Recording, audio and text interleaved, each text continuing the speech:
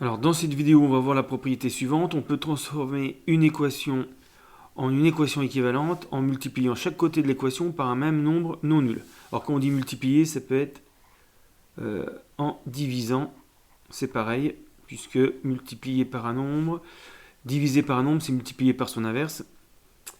Voilà, donc vous essayez de trouver les solutions aux équations suivantes, qui sont toutes de la forme ax égale b. Alors, correction.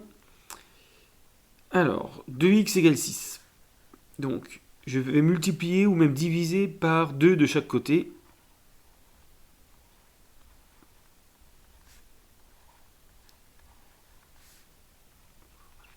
Voilà, parce que 2x sur 2, ça fait x.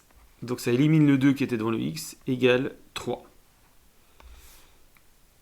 Voilà. Ou bien on fait un schéma. Je multiplie par 2, je trouve 6. Quel était le nombre x au départ? Eh bien, pour revenir en arrière, il faut diviser par 2. C'est pour ça que x, c'est 6 divisé par 2. Pour aller plus vite, on peut faire, dès le départ, x égale 6 sur 2. Alors, il faut faire attention, c'est pas comme quand on a un plus. Là, le multiplié par 2 devient, en le passant à droite, divisé par 2. Alors, pour moins 3x égale 7, là, je vais diviser par moins 3 pour éliminer le moins 3 qui est à gauche. Mais il faut aussi diviser à droite par moins 3. Et donc, moins 3x sur moins 3, ça fait x égale moins 7 tiers. Ça marche aussi si on a 0 à droite. 4x égale 0. Je divise par 4 pour éliminer le 4. Ça fait 0 sur 4. Donc 4x sur 4. Donc x multiplié par 4 divisé par 4, ça fait bien x. Et 0 sur 4, il faut faire attention, ça fait 0. Donc on vérifie, 4 fois 0 égale 0. Alors, je vais faire le ax égale b avant, pour bien comprendre la précédente. Ax égale b, on fait ax sur a égale b sur a. Et donc, ax sur a, il va rester x égale b sur a. Donc si on veut aller plus vite, dès qu'on a ax égale b, x égale b divisé par a. Je vais me servir de ça pour la suivante, puisque, en fait, 2x sur 5, je peux l'écrire 2 cinquièmes de x. Parce que le x ne se multiplie qu'au-dessus. C'est x sur 1, donc ça fait bien 2x sur 5. Égale 8 tiers. Donc si j'applique la propriété qui est en dessous, x égale 8 tiers divisé par 2 cinquièmes. Mais 8 tiers divisé par 2 cinquièmes, propriété sur les fractions, où on multiplie par l'inverse. 8 tiers multiplié par 5 demi. Voilà. Là, on peut simplifier 8 et 2 par 2. Et il reste 4 fois 5, 20.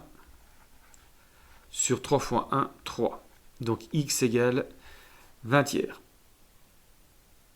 Alors, une autre façon de faire, c'est de multiplier petit à petit. Puisqu'on a le droit de multiplier par le même nombre de chaque côté, on va multiplier déjà par 5 pour éliminer la fraction. Donc 2x sur 5 fois 5 égale 8 tiers fois 5. Ce qui donne, les 5 s'éliminent ici, 2x égale 8 fois 5, 40 sur 3. Et maintenant, on va éliminer le 2x, le 2 devant le x, en divisant par 2. X égale 40 tiers divisé par 2. Et divisé par 2, c'est multiplié par 1,5. Voilà, parce qu'en fait, 1,5 fois 2, ça fait 1. On a multiplié de chaque côté par 1,5. Ou divisé par 2, c'est pareil. 40 sur 2, ça fait 20. Il reste 20 tiers. Donc voilà une façon de faire.